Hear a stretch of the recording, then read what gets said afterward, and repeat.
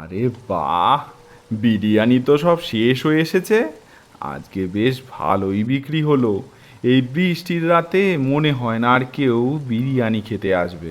আর যেটুকু পড়ে আছে এতে আমার আর গিন্নির রাতের খাবার হয়ে যাবে। যাই, দোকানটা বন্ধ করে বাড়ি ফিরে যাই। সব গুছিয়ে হারু যেই হোটেল বন্ধ করতে যাবে, ঠিক সেই সময় হোটেলের সামনে এসে উপস্থিত হয় এক বৃদ্ধা মহিলা। আমায় এক প্লেট বিরিয়ানি দেবে বাবা, বড্ড খিদে পেয়েছে। এত রাতে এরকম একজন মহিলা হোটেলে বিরিয়ানি খেতে এসেছে দেখে হারু কিছুটা অবাক হয়। আচ্ছা, ঠিক আছে, ভেতরে এসে বসুন, আমি এখনই দিচ্ছি। এই বলে সে হাঁড়িতে যেটুকু বিরিয়ানি পড়েছিল সবটুকুই ওই মহিলাকে খেতে দিয়ে দেয়। বিরিয়ানি খেতে খেতে হঠাৎ সে বলে, এটা কিসের মাংস বাবা? এটা তো চিকেন বিরিয়ানি। আসলে রাত হয়েছে তো, তাই মটন বিরিয়ানি শেষ হয়ে গেছে। আপনি খেয়ে দেখুন, তবে বুঝবেন এরকম বিরিয়ানির স্বাদ এই হাড়ু ছাড়া আর কোথাও পাবেন না। মানুষের মাংসের স্বাদের কাছে এই চিকেন বিরিয়ানির স্বাদ কিছুই না।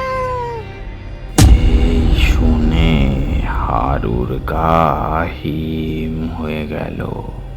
সে দেখলো চেয়ারে বসে থাকা মহিলাটি পরিণত হয়েছে ভয়ঙ্কর এক ছায়া মূর্তিতে। কে কে কে কে কে তুমি? আমি তোকে মেরে তোর মাংস দিয়ে বিরিয়ানি খাবো বেটা। ছেড়ে দাও, ছেড়ে দাও আমায়। আমি আমি আমি কি দোষ করেছি? ছেড়ে দাও। তুই আমায় তোর ভাগের বিরিয়ানি খেতে দিয়েছিস, তাই তোকে আমি মারবো না। কিন্তু এবার থেকে তোর বিরিয়ানির হোটেল আমি চালাবো। না, না, আমায় ছেড়ে দাও। আমি কি দোষ করেছি? ছেড়ে দাও। এরপর শাকচুন্নি হারুর শরীরে ঢুকে যায়।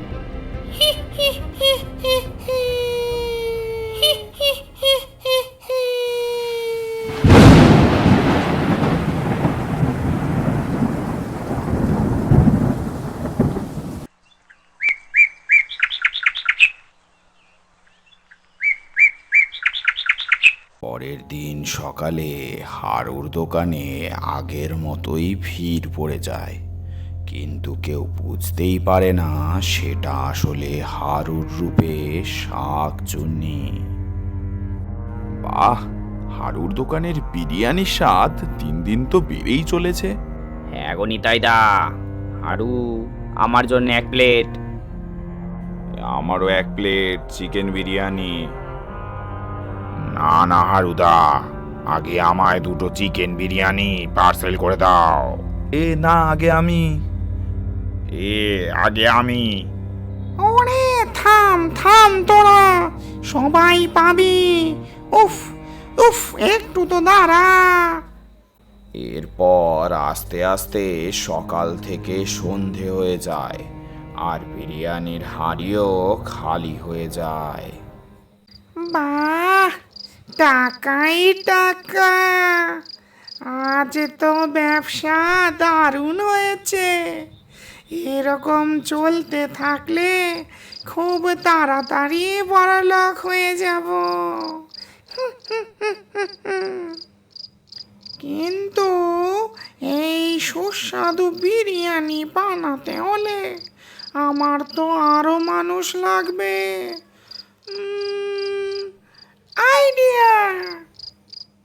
এরপর মাঝরাত হতেই প্রতিদিন ঘুমের ঘোরে থাকা একটা মানুষকে ধরে নিয়ে আসে ওই শাকচুন্নি, আর তাদেরকে মেরে তাদের অঙ্গ প্রত্যঙ্গ দিয়ে সুস্বাদু বিরিয়ানি বানায়।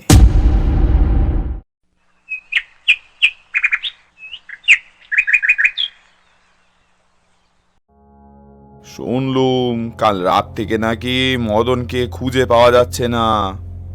হ্যাঁ, ঠিক বলেছে গো নিতাইদা, গায়ে বোধহয় শাকচুন্নি ছায়া পড়েছে। তবে এইভাবে চলতে থাকলে একদিন তো সারা গায়েই মানুষ শূন্য হয়ে যাবে। না, এর কারণটা আমাদের খুঁজে বার করতেই হবে। এভাবে হাত গুটিয়ে বসে থাকলে চলবে না, বুঝলি? চল দেখি। এরপর কথোপকথন শেষ করে প্রতিদিনের মতো তারা হারুর দোকানে যায় বিরিয়ানি খেতে। বিরিয়ানি খাওয়া শেষ করে তারা হারুকে জিজ্ঞেস করে, ও হে হারু, গায়ে কি হয়েছে শুনেছিস? একের পর এক মানুষকে নাকি খুঁজে পাওয়া যাচ্ছে না। কই, আমি তো শুনিনি। শুনিসনি? কি বলছিস রে? সারাদিন বিরিয়ানি নিয়ে থাকলে হবে? একটু গায়ের খোঁজ খবর রাখ। আরে নিতাইদা, ওসব বাদ দাও। ও বেচারা দোকান চালায়, ওর কি আর সময় আছে নাকি গো? তা হারু, একটা কথা বল, তোর বিরিয়ানির এত স্বাদ কোত্থেকে শুনি? একটু স্পেশাল রেসিপিটা আমাদেরও বল। আহ, কি যে বলো না, স্পেশাল আর কি, এটা হলো হারুর বিরিয়ানি। খেলেই তুমি বাড়বে আমার আমদানি।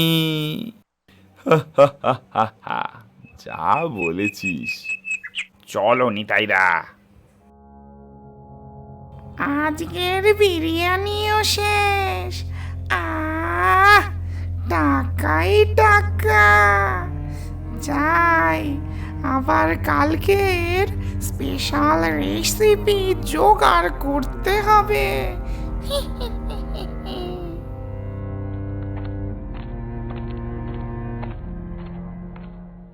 ওহে মালতী, এত হন্তদন্ত হয়ে কোথায় যাচ্ছ শুনি? আর বলবেন না নিতাইদা, মাঝরাত হলেই আমার মানুষটা যে কোথায় যায় কে জানে। সেই সকালে বাড়ি ফেরে। কোথায় যায় আপনারা কি জানেন? কথাটা কোথাও যেন নিতাই আর জগাইয়ের মনে দাগ কেটে গেল, কিন্তু তারা মালতীকে খোঁজার আশ্বাস দিয়ে সেখান থেকে চলে আসতে থাকে। নিতাইদা, কিছু আজ করতে পারছো? হ্যাঁ রে জগাই, আজ বিষয়টা দেখতে হচ্ছে। সমস্ত গ্রামবাসীদের বলে দে আজ যেন রাতে জেগে থাকে, তারপর দেখি কি করা যায়। মাঝরাত হতেই হারু বেরিয়ে পড়ে তার স্পেশাল রেসিপির খোঁজে। খুঁজতে খুঁজতে সে এক বাড়িতে আসে, আর সেখান থেকে একটা ঘুমন্ত বাচ্চাকে তুলে নিয়ে যায়। বুদ্ধিমতো গ্রামবাসীদের মধ্যে জগাই আর নিতাই জেগেছিল। শাকচুন্নিকে বাচ্চা নিয়ে যেতে দেখে ওরাও পিছু নেয়। এরপর তারা পৌঁছয় হারুর বিরিয়ানির রান্নাঘরে, আর জানলা দিয়ে উকি মারতেই দেখে স্পেশাল স্পেশাল রেসিপি। কাল তো আরো এক হাঁড়ি বেশি করতে হবে। নিতাইদা, যা ভেবেছিলাম এই দেখো, এ দেখি হার রূপী শাক চুন্নি। তাই তো দেখছি রে। চল, ব্যাপারটা জানাই সবাইকে। আজ এর একটা শেষ দেখতেই হবে। চল চল। এরপর তারা গ্রামে ফিরে গ্রামবাসীদের জানায়। তারপরে সবাই মশাল হাতে ছুটে চলে হারুর দোকানের দিকে। কিছু না ভেবে সবাই মশাল ছুঁড়ে মারে দোকানের দিকে, আর নিমিষের মধ্যেই দোকান দাউ দাউ করে জ্বলতে থাকে। কি একটা পোড়া পোড়া গন্ধ পাচ্ছি। ওরে বাবারে, এ দেখি আগুন। ওরে বাবারে, বাবারে, ছেড়ে দাও আমায়। আ আ দেখতে দেখতে নিমিষে দোকানটি পুড়ে ছাই হয়ে যায়। তবে এ ঘটনার এক নিরীহ গ্রামবাসী হারুর প্রাণ যায়, আর আস্তে আস্তে আবার গ্রামে শান্তি ফিরে আসে।